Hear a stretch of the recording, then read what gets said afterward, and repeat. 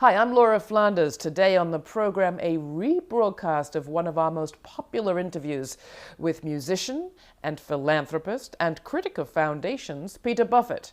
At the end of another year, we look back at some of the program's highlights and we get a sneak peek at a documentary in progress about the lives of women and girls of color in plain sight.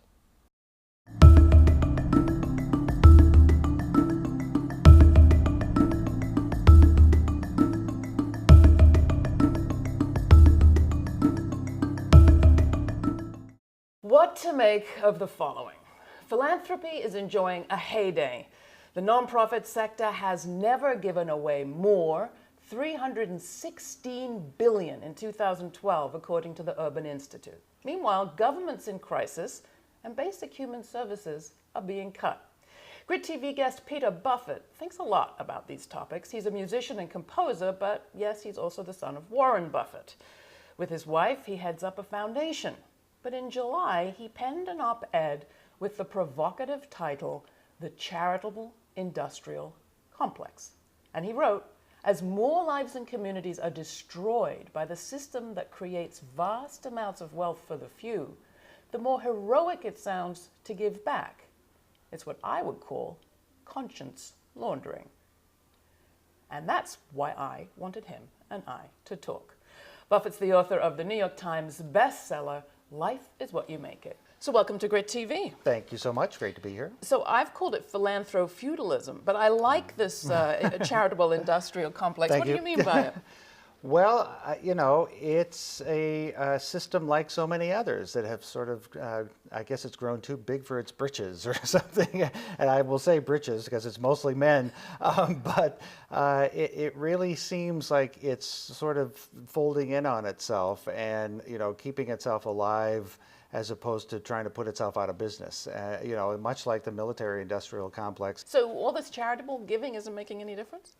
Well, I would say that philanthropy, first of all, means the love of people, right? So it has nothing to do with money. So on the personal scale, on the relationship side, on the community side, there's plenty of good happening and certainly plenty of well-meaning people. But as it gets into larger sums, bigger egos, bigger rooms with more people in them, it starts to disconnect itself, I think, from the very issues it's supposedly solving or helping or whatever. All right, so let's just pull back just a second and talk about how you got into this mess. You said That's it. Right? Just to recap, it says on the back of the book, the only inheritance you really got from your father was a philosophy. Now, is that really true? Well, believe it or not, it was. So, first of all, I'd like to say that I just recently became Warren Buffett's son, right? Because nobody cared, nobody knew. The last decade has been different for me. Growing up in Omaha, the house I grew up in, he still lives in to this day, drives himself to the same office that he did in 1963. I went to the same schools my mother did, went to public school all the way through, had the same English teacher my mother had in high school, so very Midwestern upbringing. Nobody did know, including me, what my dad did or that there was vast amounts of money piling up. We still don't really know. No, we still don't. That's true. It's a mystery, but he must be good at it, right? And I remember my dad literally saying, if your passion is collecting garbage, go for it. I will not love you any less than if you are a doctor. Now that's incredibly liberating, and he meant it. That's the other thing. I knew he wasn't just paying lip service to this or to the idea that you should find something you love. That's all I saw, was that he loved what he did. Went off to college. My grandfather ended up, I learned when I was 19, leaving us. He left us a farm that my father sold, and I got $90,000 of Berkshire Hathaway stock. And with that money, I did what I thought was the smartest investment. I invested in myself. Yeah, you write about it beautifully. Yeah, and gave myself time to learn my craft, which was music making, and went on and built my career and all of that. Yes, there were lots of privileges, but it was really the privilege of having the parents I had. All right, so there was the 90,000 when you were 19, but then in 1999, your father starts a foundation for each of his children, and you're one of them. Yep. And that foundation at that point, I think you say, had $10 million. That's right. The big headline came in 2006, when suddenly those foundations received an injection of $1 billion as $1 billion with a B. Right, with a B. As your father started distributing much of his fortune. Yeah. Talk about that and how you thought about being, quote unquote, a philanthropist. Because by that point, after a lot of effort, you were actually pretty happy in the music world. Quite happy. You sort of found your identity. Yep. And then suddenly you're dealing with money again. Right. Yeah. Thanks a lot. Right. and it was this huge responsibility, huge opportunity, great show of trust, of course, of my dad, leaving myself and my brother and sister all $1 billion to do something with charitably.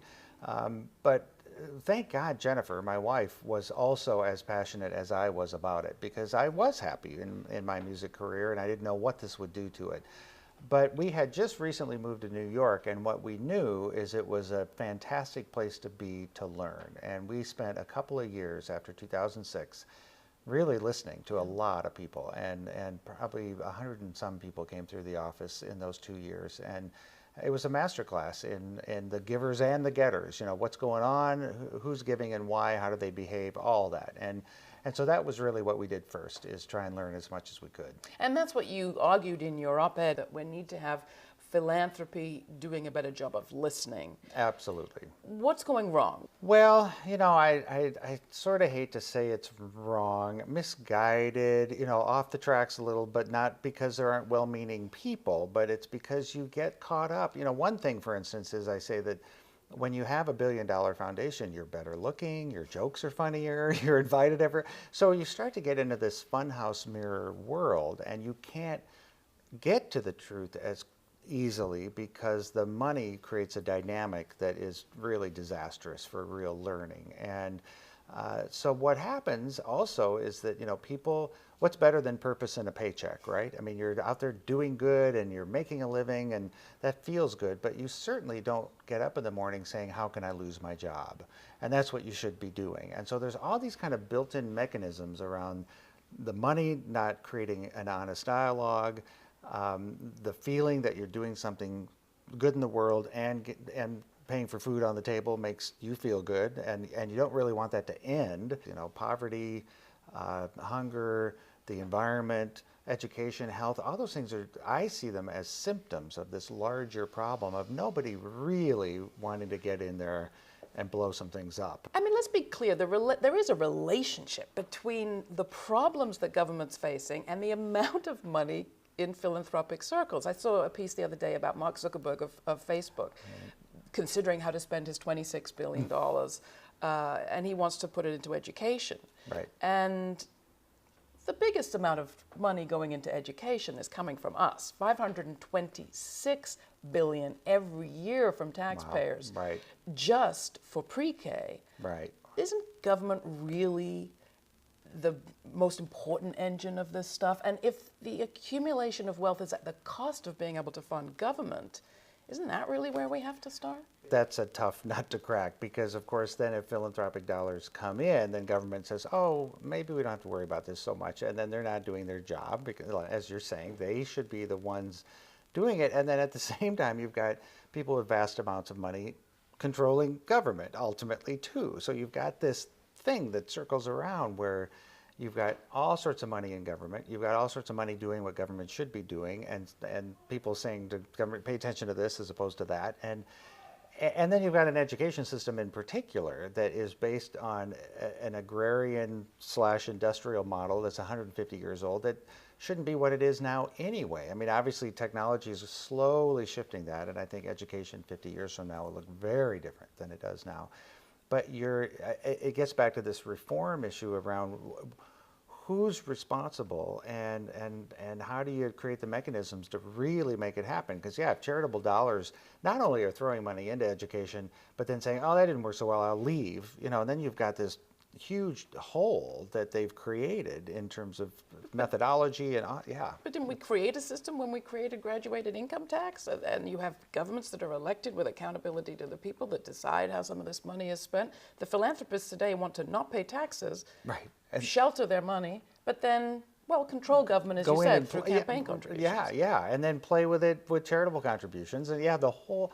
It's a mess. Yeah, and it all comes down to, you know, the money flow and how important the importance we place on that. And of course, being my father's son, that's such a fun area to get into. And I'm, there's plenty of people smarter than I am in terms of alternatives, which is some of what we find at Novo. Like, how else can we look at money flow and the money role plays in our society? Because it's distorted beyond belief. We all know that. And it's how do you correct those distortions? Your father's spoken up for more taxation. Tax reform. A little bit more. Yeah, right. And he's made the point of Yep. the unfairness of our current tax burdens. Yep. But isn't that really the point? I mean, Louis Brandeis wrote at the beginning of the century, the Supreme Court Justice last century, that you can either have this sort of concentration of extreme wealth or democracy. You can't have both. Right. And isn't our situation directly related to the fact that these fortunes have been amassed? Isn't the amassing really kind of the problem? Well, yeah. I mean, I think Ralph Nader said if we had more justice, there'd be less charity, right? And that's another way of saying the same thing, is that and that's why in the op-ed I said I'm not calling for an end to capitalism, I'm calling for humanism. Well, if you really call for humanism, you are calling for That's what I thought when I read it. I know. But I tried to kind of like get around that a little bit to raise the issue and say, well, what do you mean? And don't you mean that? I wanted to get people talking about that spot, because our system, I mean, you can't have unlimited growth. You can't have, the concept of return on investment. A lot of these definitions have to be redefined. I mean, they have to be changed so that a return is something other than whatever the percentage it might be or whatever the monetary return might be. I mean, we have to really look at how we're naming things and the system we're in. Are you and Jennifer going to spend this foundation down? Definitely. Before you, in your lifetime? Yeah, absolutely. We're big believers that the money is for now. It's not to create some legacy. It's not to have generations, who knows what they would do with it. Not that I don't trust the next generation, but why wait? There's plenty to do, and we want to get it done now. So having said all this, can I get a big check? Yeah, Just right, kidding. Exactly. Peter Buffett, thank you so much. It was great talking with you. Thank you so much for having Peter me. Buffett's the author of Life is What You Make It, and he, with his wife Jennifer, directs the Novo Foundation.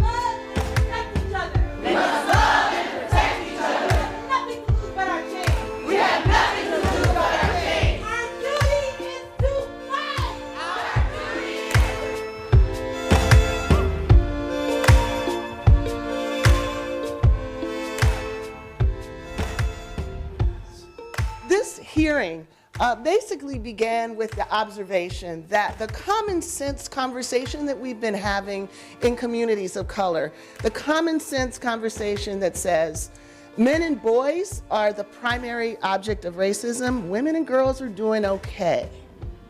Women and girls don't need any particular intervention.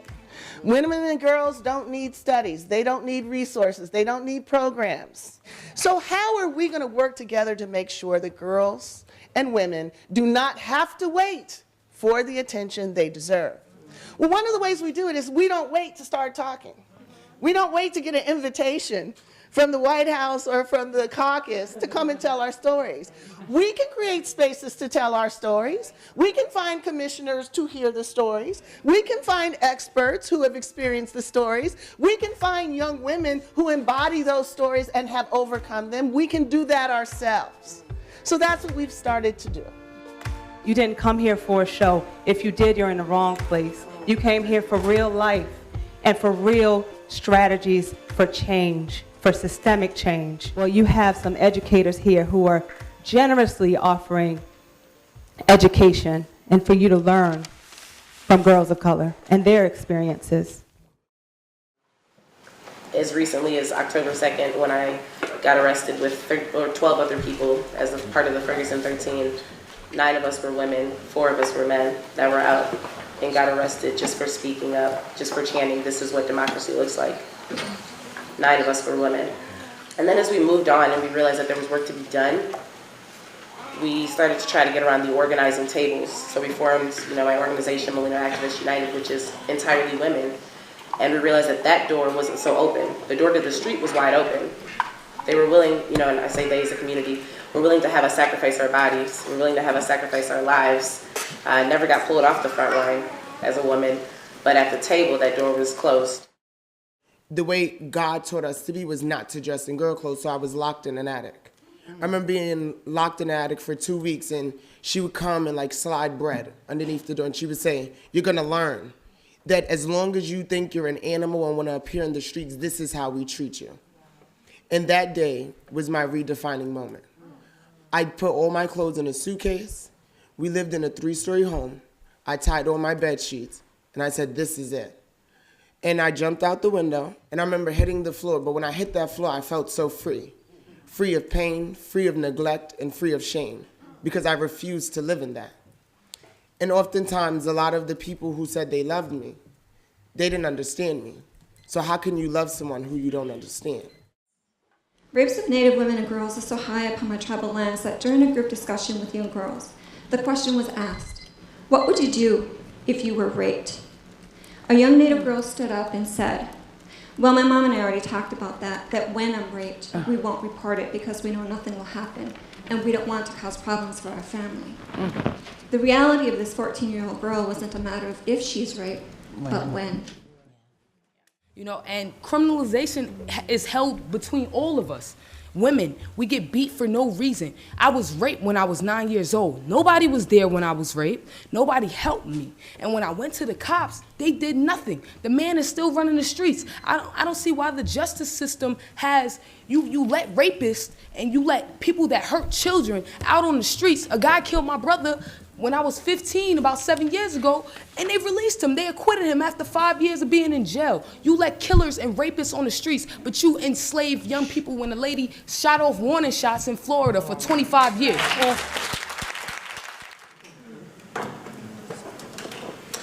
I didn't want to view it as a racial issue. I didn't want to until I followed some cases down the road a couple of months later. A white woman went to go buy drugs from the projects. She got thrown from a window. The city paid her an enormous amount of money, made sure she was taken care of. She's still living to this day. A little while later, a woman's dog got shot by the police. They immediately fired the police officer. Immediately gave her, compensated her, and said their apologies. You want to know what they said to me? Well, you close your eyes and you will see exactly what they said to me. Nothing. I went down to the mayor's office, we rallied, they wanted to get us arrested. The superintendent of the police, he said the shooting was justified. How is the murder of a young black woman justified? It's not. That is innocent. You tell me what the justice is in that. We went to trial. 4 of us went to trial. Me, Venice Brown, Renata Hill, Terrain Dandridge. We went to trial. Before trial, they kept a lot of evidence out of trial. They wouldn't allow us to talk about our backgrounds, from some of us being raped to police brutality, police harassment, men harassments. They wouldn't allow us to talk about it in trial to justify why we reacted the way we reacted. The media dehumanized us. They called us vultures, a wolf pack of lesbians. We had no chance. We was found guilty before we even went to trial. And one thing I wanted to talk about today, is thinking about in all the really powerful stories and testimonies we've heard, that oftentimes women, in addition to doing these things, are responsible for caretaking, right? So, while we're being harassed by those construction workers, we're walking home, rushing home often to feed our brothers and sisters that we're responsible for, right? So while we're dealing with being immigrants, xenophobia, the oppression that comes along with maybe being undocumented, we're also running with our mothers to the doctor's office to be translators. That's right. Right? So while young moms are dealing with being young moms, we're also cleaning up beer bottles maybe from our uncle, making sure people are coming in safe at night. And this often adds, undue pressure in our own lives, right? Potentially, pushing us out of school, forcing us to get, jobs, second, third jobs, working late into the night while we're still responsible for caretaking. I spent a big part of this summer interviewing the black women in my family for this book I'm working on familial relationships with trauma, sexual violence, language, and food.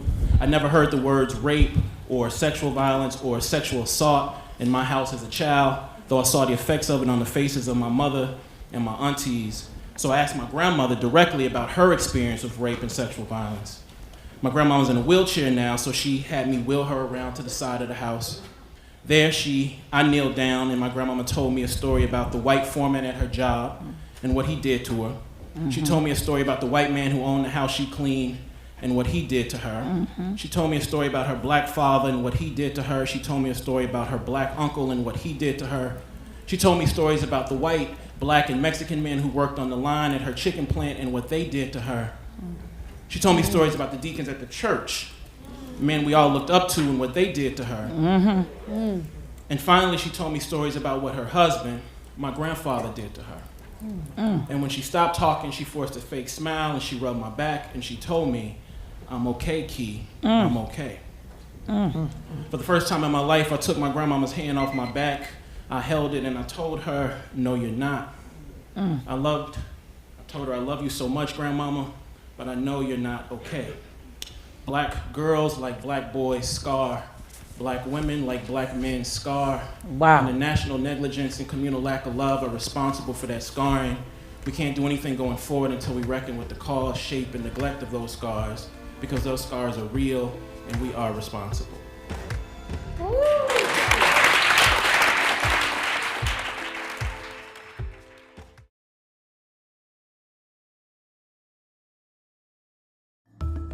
Each week on The Laura Flanders Show, best-selling author and broadcaster Laura Flanders sits down with the smartest thinkers and doers of our time, forward-thinking people you know, and others you'll want to know. Good news is this economic system is failing us on so many other fronts. Our responsibility is to be storytellers. And why aren't we telling the stories that are educating the masses? Gandhi believed in racial segregation. This is a very racist society. The discrimination and injustice that we face every day. Laura's interested in what's going wrong and also what's going right. Meet the people and movements with grit who are pioneering new economies and better ways of living, and find out what stands in their way. But we've got to have a new way of doing politics. Yep. And I think it's time for invention. Yep. And experimentation. And of course, experimentation means you often get things wrong. And embrace that notion that there will be failure. The Laura Flanders Show includes exclusive investigative reporting. Don't shoot! Don't shoot! We got Eric Garner, who was choked to death in New York City. We got John Crawford, who was picking up a BB gun and shot and killed in Ohio. We got Ezel Ford, shot 3 times in the back in LA. On November 22nd, they unanimously passed our ban. And we became the first tribe in the United States to ban fracking. There's not enough housing or classes or schooling for these people to make it. Anyone who wants to do anti-trafficking work needs to really roll up their sleeves and start doing anti-poverty work. And every week, Laura's provocative commentary. What if, after 400,000 people marched through Manhattan demanding climate justice, those protesters hadn't dispersed? What if, instead of hopping on buses and piling onto highways, those protesters had refused to go home? The Laura Flanders Show builds community, online and in person too, through live events such as the State of Female Justice and the Arts and Politics series, Risky Talking. Ready, set, go! That really scares me, the idea that there's a news cycle, and the news cycle determines whether an issue is relevant or not. How to start to build a really healthy, robust moral imagination. None of this would be possible without our viewers and supporters. The Laura Flanders Show is not underwritten by corporations or funded by the government. If you think the future relies on media that's forward-thinking, positive, and goes beyond a soundbite, become a monthly subscriber and we'll reserve your seat. at our next event.